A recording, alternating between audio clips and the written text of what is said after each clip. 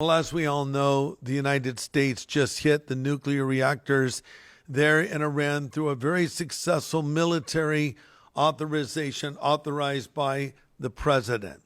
And then the president did a press conference last night. You may have seen it, where he thanked our military, thanked the Israelis for their cooperation. He thanked God, but then he said something that kind of surprised me. He simply said, "We love you, God." I think that gives you an insight into the pressure the president is under. You know, it is an awesome responsibility to sit behind that resolute desk in the Oval Office with the weight of the world on your shoulders and have to make decisions that affect human lives. I believe this mission to destroy these nuclear reactors was justified.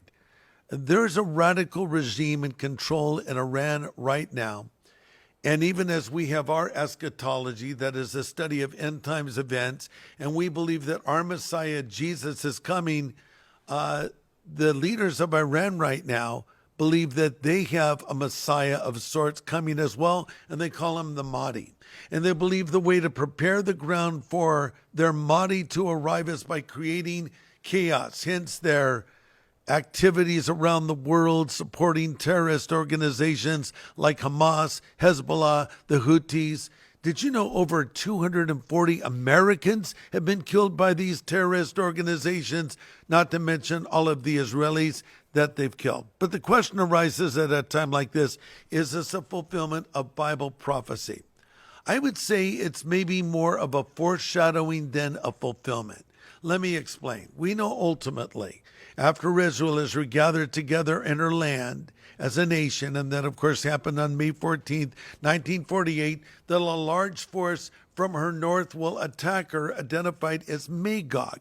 Many believe Magog is Russia. But most significantly, one of the allies marching with Magog is called Persia.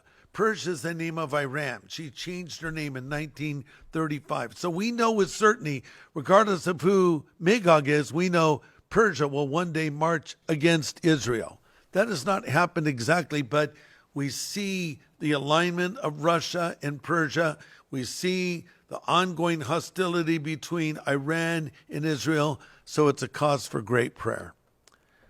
You know, sometimes I think people think that we Christians want to see Armageddon come, and we want war to break out. Nothing could be further from the truth. We know it will come one day, but right now we're praying for peace. In fact, the Bible tells us to pray for the peace of Jerusalem. So let's continue to do that and pray for God's protection around the United States of America, and pray for God's protection for Israel.